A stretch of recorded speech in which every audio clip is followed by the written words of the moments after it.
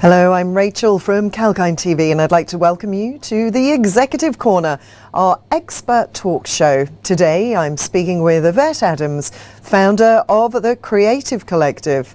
Here at 𝐊𝐴, we bring you industry leaders, successful business owners, market and equity advocates, all under one roof to help you discover the insights of the stock markets and help you understand how you can create multiple passive income streams.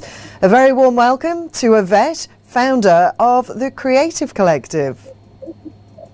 Hello, thanks for having me. Very good to chat with you today. Now, the Creative Collective is a leading digital marketing agency.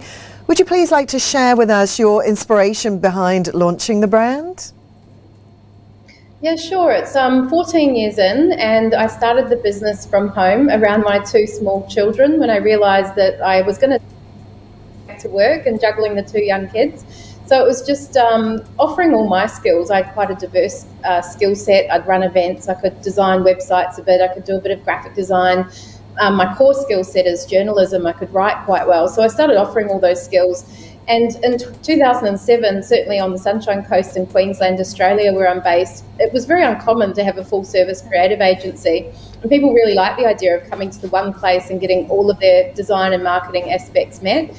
And it grew very quickly from there. So today we're a team of 14 across offices on the Sunshine Coast in Newcastle and about 40 contractors as well.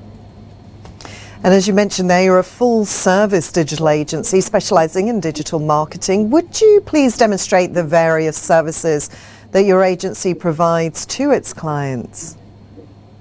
Yes, certainly. So we do branding, I guess, at the start of the piece. There's been a lot of work for that post-COVID. A lot of businesses re-looking at how they're looking to the world and whether it needs a refresh, and also some new businesses emerging in certain sectors.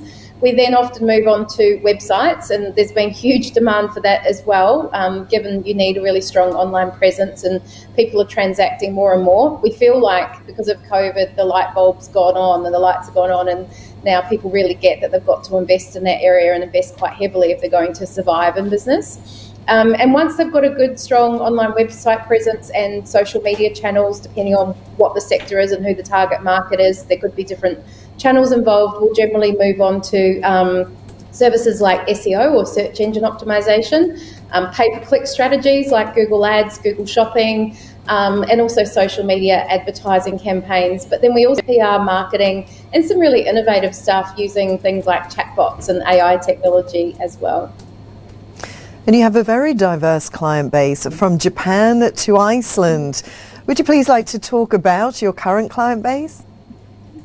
Yeah, over the years we have worked with people all over. I mean, predominantly they are in Australia, but now and then we do work with clients overseas. So we absolutely have had clients in Korea, in Iceland, in America, Japan as well. Right now we're seeing a lot of growth and interest from the not-for-profit sector, which is a sector we love working with because it's feel-good work, right? If we help them, they in turn help some really worthy causes and communities out there. And in Australia, we've got a thing called the NDIS, or National Disability Insurance Scheme, which rolled out a few years ago and which is still rolling out in different areas of Australia.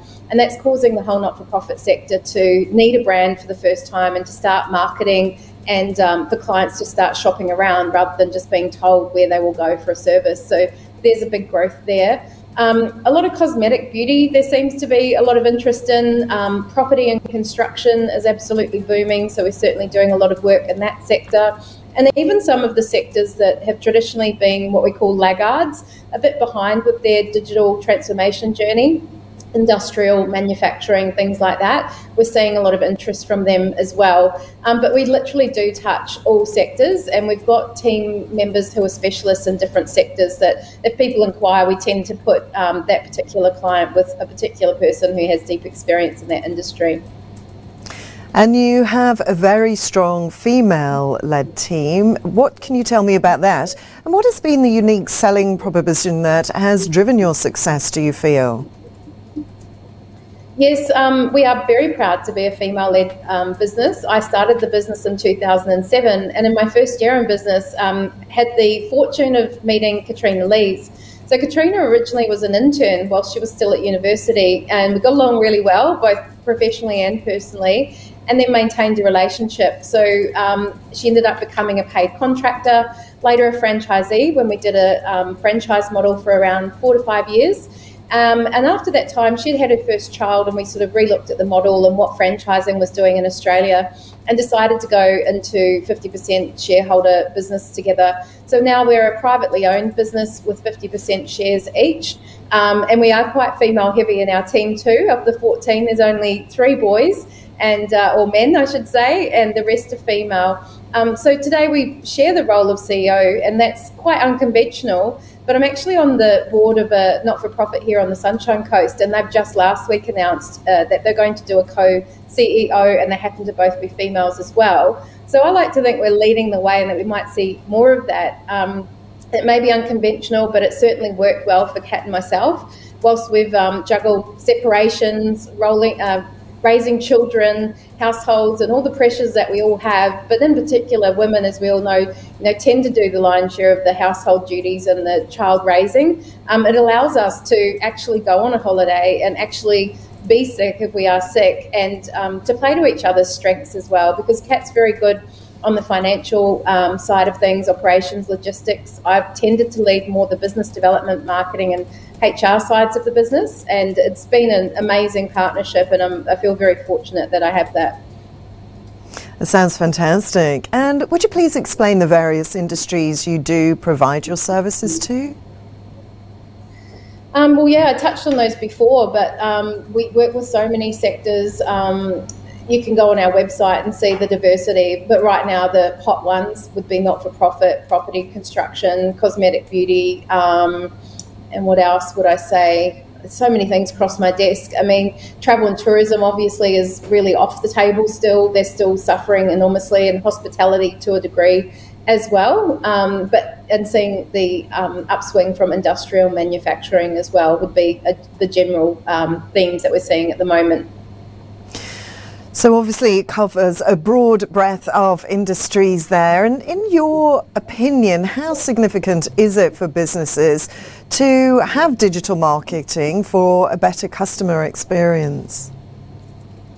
I think people now realise it's essential. We've been beating that drum for quite some time now, and we joke in the industry and say that COVID is the best digital transformation project ever to come along, and it's kind of no joke in a way though, because people now get it and they're prepared to spend. Before it was a longer sell, it was a harder sell, and if you're entrenched in it, you know the opportunity and you know how it works, and you can see that what the business needs, but you were sometimes dealing with people who really had no familiarity with the digital marketing world, underestimated maybe what budgets were required or what the process was to go about it, thought you needed to just throw up some social channels and start posting on it and your business may be a little transformed, but obviously there's a lot more to it than that. But now we're having much more serious discussions with people who are prepared to invest in their future, and I guess to be pushed as well in their thought process. So we love nothing better than to push businesses to think innovatively and digitise and automate as much as possible, and to give their customers a better experience in doing so as well. So it's not all about getting new customers. All of this digital marketing piece can also be about servicing the customers you already have better as well. So you mentioned it there about the year 2020 was pretty dreadful for many industries with COVID, and you managed to win the National Industry Award for the Best SEO campaign of 2020. What was your strategy for not slipping into the downturn when most of the world struggled? Look, I'm happy to be honest and say we did suffer a downturn. So April, we were down to 60% of our usual revenue. And that hurts because that came on suddenly like it did for many. So, you're operating at 100% and you're running a business based on costs and usual activities, and then next minute 40% of your revenue drops out. That hurts anybody. But we did find with really quick action, quick planning, lots of consultation with business advisors and so on, we were up to sort of 70% in May and 80% in June, and it climbed back up. And as you say, by October, it was a really nice sweetener to the end of the year. We were lucky enough to win a national SEO award with SEMrush, who are a leading software provider in the SEO space. And the campaign we won it for It was a team member, Gina Novoa from Newcastle office, who actually put together the submission and led that whole campaign. It's for a client called Lash and Brow, and they, through COVID, really pivoted. So they were supplying lash and brow supplies to, beauty salons and things like that. Well, because of COVID, that market wasn't really there for them. So the SEO and the PPC we were doing had to adjust to be providing it to more home vendors and things like that. And because of the quick changes we made, their revenue went up dramatically, their rankings went up dramatically, and they got some fantastic results. So I think we illustrated that story really well and subsequently won that National SEO Award, which, as I say, was a really nice way to come to the end of the year after somewhat a rough year. Absolutely. And just finally, Yvette, what are your plans for the future? Do you have expansion plans for the brand? Whether we want to or not, we are being thrust into expansion. So we are up about 50% in revenue from February to now. So in 4 short months.